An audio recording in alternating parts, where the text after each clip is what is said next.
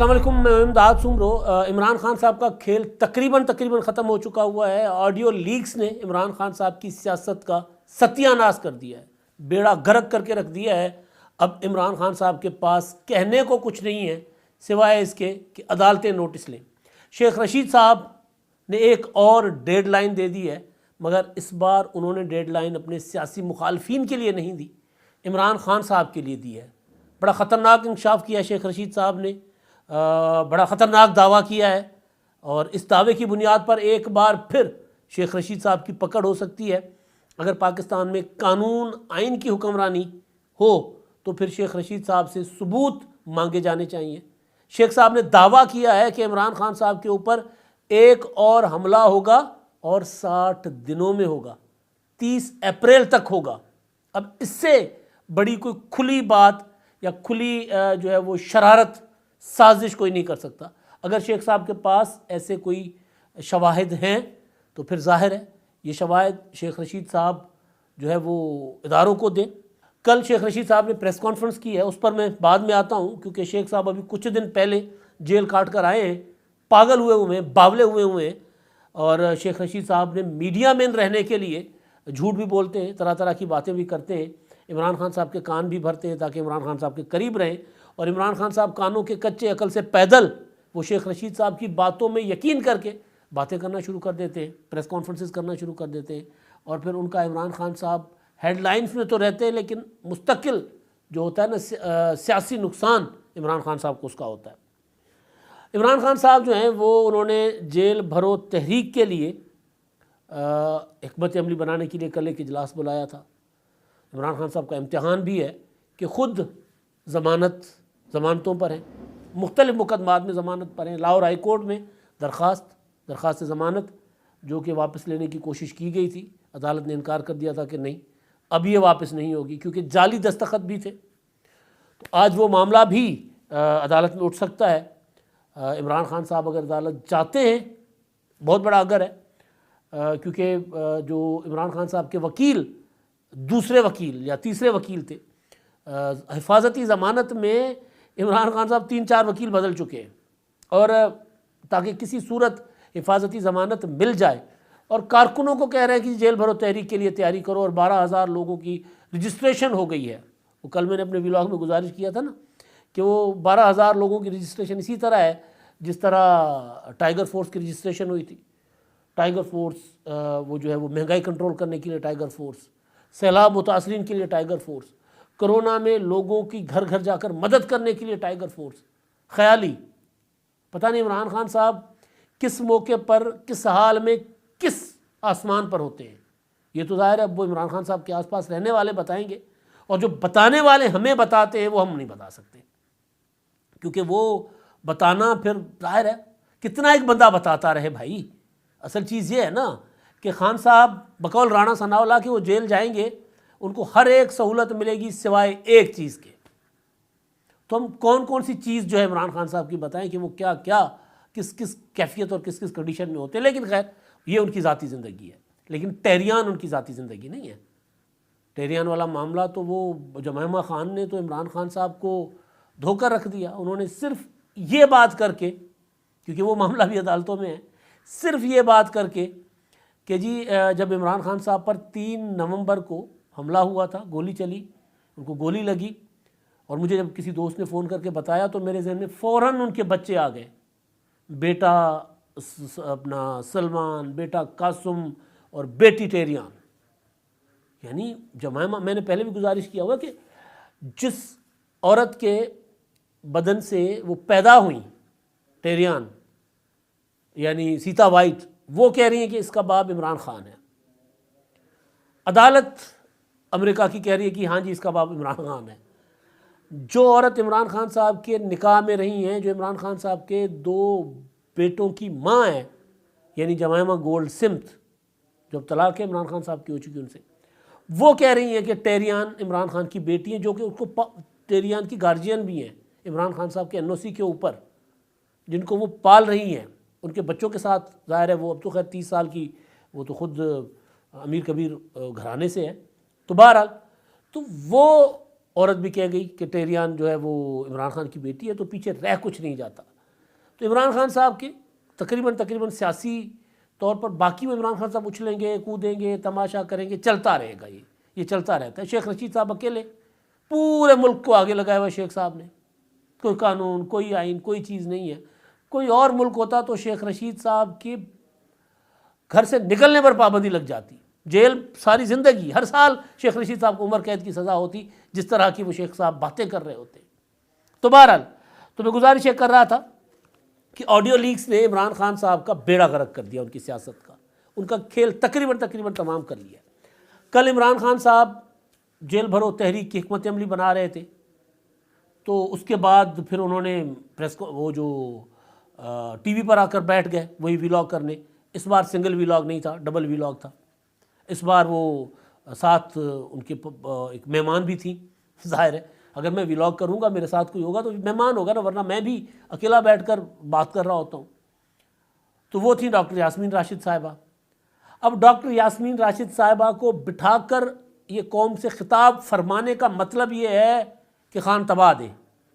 इमरान खान साहब की वाट लग चुकी हुई है, इमरान खान साहब के साथ जुट हो चुकी हुई है। अब इमरान खान साहब इस जो ऑडियो लीक्स है ना, इस सिलसिले से इमरान खान साहब इसलिए नहीं संभलेंगे कि उनके सहूलतकार रगड़े में आ चुके हुए हैं इन ऑडियो लीक्स की वजह से। सहूलतकार में और क्या मतलब, आपको इससे आगे मैं बात करूँगा तो मैं रगड़े में आ जाऊँगा भाई। बस इतना कि जिनके ऊपर कल मरीम नवाज साहिबा ने इतने बड़े बड़े अलकाबात जिनको दिए थे, वो रगड़े में आ चुके हुए हैं। वो कह रहे हैं कि भाई अब हमें कोई फ़ोन ना करे, खुदा दा वास्ता जे तो यार कोई फ़ोन ना करो साढ़े। तो चौधरी परवेज़ इलाही ने कहा ना कि जी जजों के फ़ोन टेप होते हैं, और जजों के नहीं भाई, आपके फ़ोन टेप हो रहे हैं।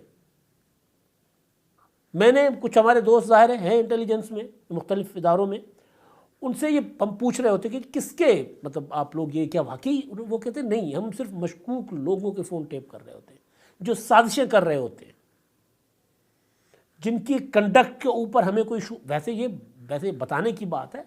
इस मुल्क में वो जिसका चाहे फ़ोन टेप कर लेते हैं, मेरा कर लें, आपका कर लें। पाकिस्तान में तो कोई मतलब वज़ीर आज़म हाउस के फ़ोन टेप होते। तो वो जो था कि अपना वज़ीर आज़म की आप सिक्योर्ड लाइन टेप हो रही थी, वो कहते नहीं, सिक्योर्ड लाइन टेप नहीं हो रही होती, सिक्योर्ड लाइन से जिससे बात होती है वो टेप हो रही होती है। फरागोगी राडार पे थी, उसके फ़ोन टेप हो रहे थे। तो फरागोगी को सारा दिन ये समझकर, पिंकी पीरनी साहिबा जो बुशरा बीबी साहिबा हैं, वो ये समझकर उनको फ़ोन किया करती थी कि जी मैं वज़ीर आज़म की अहलिया हूँ और वज़ीर आज़म हाउस की सिक्योर लाइन से मैं फ़ोन कर रही हूँ और वो टेप नहीं होगा। तो भाई वो तो होगा जिससे आप बात कर रहे हो। मतलब होता है ना कि चोर जब चोरी करता है ना, कोई निशान छोड़ जाता है। इमरान खान साहब रोज़ाना बैठकर कौम को भाषण दे रहे होते कि जी मेरी सिक्योर लाइन, कल भी यही रोना रो रहे थे कि जी मैं प्राइम मिनिस्टर था, मेरी और मेरे प्रिंसिपल सेक्रेटरी की जो बात है वो अपना टेलीफोनिक गुफ्तगू वो रिकॉर्ड हो गई। तो भाई टेलीफोनिक गुफ्तगू में आप क्या कोई पाकिस्तान के लिए कोई बहुत बड़ा खुशहाली का कोई मंसूबा बना रहे थे जो उसको टेप करके उसको रोका गया, और आप तो पाकिस्तान के खिलाफ साजिश कर रहे थे। साइफर सबसे बड़ी साजिश थी पाकिस्तान की तारीख में। अगर किसी ने वज़ीर आज़म की कुर्सी पर बैठकर कोई साजिश की है तो वो यही है। पाकिस्तान के किसी भी वज़ीर आज़म ने सियासी हिकमत अमलियाँ, सियासी मुखालफिन के ख़िलाफ़ साजिशें होती रहती हैं। ये साजिश पाकिस्तान की रियासत के ख़िलाफ़ थी। तो इमरान खान साहब बैठ कर कह रहे हैं कि जी फ़ोन टेप हो रहे हैं। भाई फ़ोन, जजों के फ़ोन टेप हो रहे हैं। भाई जजों के नहीं हो रहे, जज जिनसे बात कर रहे हैं उनके हो रहे हैं। तो यास्मीन राशिद साहिबा ना जज हैं, ना डोगर साहब जो है गुलाम मोहम्मद डोगर साहब, ना वो जज हैं, ना परवेज़ इलाही जज हैं। परवेज़ इलाही का फ़ोन टेप हुआ ना, तो जज तो नहीं थे। तो जो ऑडियो लीक्स है, ये ऑडियो लीक्स ने बेड़ा गर्क कर दिया इमरान खान साहब की सियासत का। कल उस पर बैठकर इमरान खान साहब मातम कर रहे थे, क्योंकि इमरान खान साहब की तो सियासत का सारा दारो मदार अब एक CCPO पर आकर ठहरा है, जो कि खुद 1-2 माह में रिटायर होने वाला है। मतलब आप सोचें ना, एक बंदा पाकिस्तान का प्राइम मिनिस्टर रहा है, एक बंदा दावा करता है कि आज भी मैं पाकिस्तान का सबसे मकबूल लीडर हूँ।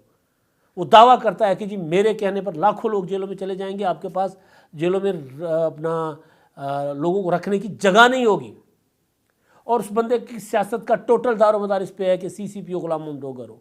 बहाना क्या है कि जी JIT रिपोर्ट जो है उसको, वो JIT के वो कन्वेनर थे जो मेरे ऊपर हमला हुआ था उसकी JIT के, तो भाई JIT बकौल आपके प्रेस कॉन्फ्रेंस में मौजूद है आपकी फवाद चौधरी की कि JIT ने रिपोर्ट जमा करा दी है हाई कोर्ट में। उन्होंने कहा है कि गोली चलाने वाला एक नहीं था, गोली चलाने वाले 3 थे, फिलां फिलां फिलां फिलां, इस तरह की सारी बातें। तो अपना काम फिर ख़त्म कर चुकी, तो उसके बाद आपको क्यों चाहिए ये? लेकिन असल कहानी ये थी कि जो सुप्रीम कोर्ट का ऑर्डर था, जो इन ऑडियो लीक्स की वजह से तहरीरी अभी नहीं आया या कोई और वजह हो, तो वो ऑर्डर, उसके ऊपर अमल दरामद ना करने के जवाब पैदा हो गए। अमल दरामद ये होगा कि अच्छा जी हम कर लेते हैं, दोबारा वो सबूतों के साथ इलेक्शन कमीशन को भेज देंगे। अपना मोहसिन नकवी साहब, पंजाब का जो वजारत दाखिला है, वो भेज देगा कि जी ये देखें ये सबूत हैं। तो डोगर साहब के होते हुए तो हम पंजाब में साफ शफाफ इंतखाबात नहीं करवा सकते लाहौर में, बल्कि पूरे पंजाब में ज़ाहिर है CCP लाहौर का मतलब पूरा पंजाब हो जाता है भाई। तो दोबारा तबादला हो जाएगा, अमल दरामद नहीं हो सकेगा। ये इलेक्शन कमीशन कह रहा है, मैंने आपको सोर्सेज से बताया था कि इलेक्शन कमीशन इस बात के लिए तैयार बैठा हुआ है, सबूत भी मौजूद है। वो कहता है हम दोबारा ट्रांसफ़र कर देंगे, हमारे इख्तियारात महदूद नहीं किए जा सकते। सदर मुमलिकत को उन्होंने टका सा जवाब दिया, उन्होंने कहा जी हम नहीं आते आपके पास, इलेक्शन कमीशन ने कहा। तो बात करने का मतलब ये है कि इमरान खान साहब को इतनी वजी है, ये ऑडियो पंजाबी कहते हैं ना, एहो जी वजी है, रख के ठा करके वजी है कि अब इमरान खान साहब खुद तो वीलॉग करते थे, किसी को बिठाने के कभी कायल नहीं रहे। यास्मीन राशिद को बिठा कर उन्होंने कहा कि जी बताओ आपकी बात करने का मतलब क्या था। वो कह रही कि जी मैं तो ये बात कर रही थी, मेरा कंसर्न तो ये था कि हमारे चेयरमैन के ऊपर जो हमला हुआ था, उस हमले के JIT के कन्वीनर थे और राणा सनाउल्लाह जो है वो फ़ोन टेप कर रहे हैं, और मैं सुप्रीम कोर्ट जाऊँगी और अदालत में जाकर कहूँगी कि जी आप ये हमारे फ़ोन टेप करते हैं। अदालत में जाएंगे, सबसे बड़ा सवाल है, क्योंकि इमरान खान साहब ने, आपको याद होगा कि जब घड़ी चोरी का मामला जब ज़्यादा खुल गया था, शाहजेब खानज़ादा ने उमर ज़हूर दिखा दिए थे, लाकर TV पर बिठा दिए थे कि ये वो शख्स हैं जिनको इमरान खान साहब ने घड़ी बेची है बज़रिए फरागोगी, बज़रिए शहजाद अकबर। तो वो इमरान खान ने कहा था कि झूठ है, बकवास है, और हमने तो घड़ी इस्लामाबाद के फ़लाँ शोरूम पर बेची। वो फ़लाँ शोरूम वाला कहता कि मैं तो 10 सालों में मैं इतनी मेरी नहीं कभी हुई आमदनी से मुराद के वो लेन देन जितनी इस घड़ी की कीमत है भाई। वो रसीद जाली बनवाई, उसकी जालसाजियाँ, दस्तखत जाली। मतलब वो जो आज मुकदमा हो सकता है लगे, हो सकता है ना लगे, ज़मानत का इमरान खान साहब ने जाना है, उसमें भी जाली दस्तखत, तो जाली रसीदें बनाई। तो उस पर इमरान खान साहब ने कहा था कि जी मैं दुबई में और लंदन में और यहाँ इनको शाहजेब खानज़ादा और जियो को सू करूँगा। एक आध उन्होंने कानूनी लीगल नोटिस भेजा था, उसके बाद चुप हो गई, सिर्फ मीडिया कंजम्पशन के लिए था। उसके बाद कोई मुकदमा आपने सुना? वो 12 या 14 दिन का होता है कि इतने दिनों के अंदर अंदर आप माफ़ी मांगे, वरना आपको हम सू करेंगे, आपके ख़िलाफ़ कानूनी कार्रवाई होगी। ना उन्होंने माफ़ी मांगी, उन्होंने कहा कि जी बेशक बिस्मिल्लाह करें मुकदमा, हम सामना करने को तैयार हैं। और सबूत पड़े हुए हैं, चीज़ें पड़ी हुई हैं, क्या मुकदमा करेंगे, किस मुँह से मुकदमा करेंगे इमरान खान साहब, और किस टांग से चल कर जाएंगे अदालत? अपनी ज़मानत के लिए तो अदालत जाते नहीं हैं। तो डॉक्टर यास्मीन राशिद साहिबा वाला ये जो है, ये प्रेस कॉन्फ्रेंस में उनको साथ बिठाने का मतलब असल ये था कि इमरान खान साहब को ये बुरे तरीके से डैमेज किया है इन ऑडियोज़ ने, चाहे मज़ार अली नकवी साहब की मुबैना ऑडियो हो, परवेज़ इलाही साहब के अपने वकीलों के साथ ऑडियो हो, यानी पूरा खेल इमरान खान साहब अदलिया के कंधों पर खेलने की कोशिश कर रहे हैं। जिनको मरीम नवाज़ साहबा कह रही हैं कि जी फैज़ हमीद के फ़िला मरीम नवाज़ साहबा ने कल कहा। तो ये मामला जो है एक, और दूसरा अब शेख रशीद साहब ने कल इमरान खान साहब के साथ मुलाकात के बाद एक और बड़ी शुद्धनी छोड़ी है। ये शुद्धनी से ज़्यादा ये साजिशें हैं, और ये साजिशें पाकिस्तान के ख़िलाफ़ है। शेख साहब ने कहा कि जी इमरान खान साहब को कत्ल करने के लिए उनके ऊपर एक और हमला होगा, 60 दिनों में होगा और 30 अप्रैल तक होगा, और ये इंटरनेशनल साजिश है। सवाल मैं वही कि भाई इमरान खान साहब ने कहा था कि मुझे आसिफ जरदारी ने कत्ल करवाने की साजिश की है, वज़ीरिस्तान में दहशतगर्दों को पैसे दिए गए हैं, उसमें एजेंसियां मुलविस हैं। तो सवाल ये था कि ये क्या बात प्रेस कॉन्फ्रेंस में करके छोड़ने वाली है, या फिर इदारों को आपका अदलिया के ऊपर यकीन है, आपको पता है कि आपको अपना उमरता बंदियाल साहब या लाहौर के जो जस्टिस भट्टी साहब है वहाँ से आपको इंसाफ मिलेगा, और मिलना भी चाहिए। तो आप उनके सामने जाकर सबूत रखें कि हुजूर ये है, आप कोई आज़ादाना तफ्तीश तहकीकात करवाएं, कोई कमीशन बनवाएं, मेरी जान को ख़तरा है। ये हो सकता है ना दूसरा तरीका। तो ये सारा शरारत है मुल्क को गैर यकीनी में मुब्तला करने का। पहले शेख रशीद साहब कहा करते थे कि जी मई में हुकूमत जाएगी, फ़लाँ तारीख को जाएगी, फ़लाँ तारीख को। आजकल शेख रशीद साहब कह रहे हैं अप्रैल में ये हो जाएगा, अप्रैल में वो हो जाएगा। फिर फाइनली शेख रशीद साहब ने इमरान खान से मुलाकात के बाद ये वाली बड़ी शुदनी छोड़ दी है कि इमरान खान साहब के ऊपर 60 दिनों में बड़ा कातिलाना हमला होगा और बड़ी साजिश होगी। तो ये डिस्टेबलाइज़ करने की पाकिस्तान को कोशिशें हैं, साजिशें हैं, क्योंकि कुछ दिनों बड़े अरसे के बाद 2-4 दिन से पाकिस्तान के जो रिज़र्व्स हैं वो कुछ बेहतर होना शुरू होते हैं, तो ऐसी शुदनी छोड़ देते हैं और पाकिस्तान का कैपिटल पाकिस्तान से फ्लाई करना शुरू कर देता है। पाकिस्तान में मुआशी हालत ज़ाहिर है, मार्केट का एतबार उठ जाता है, मार्केट का एतमाद नहीं रहता, तो मईशत नीचे बैठना शुरू हो जाती है। तो ये साजिशें हैं पाकिस्तान के ख़िलाफ़। तो शेख रशीद साहब से मेरा ख्याल है कि कोई इदारा बड़ा दोबारा उनको बुलाकर बाइज़्ज़त तरीके से पूछे कि जी आप बताएं आपके पास सबूत क्या हैं। अब तक के लिए इतना ही। अल्लाह हाफ़िज़।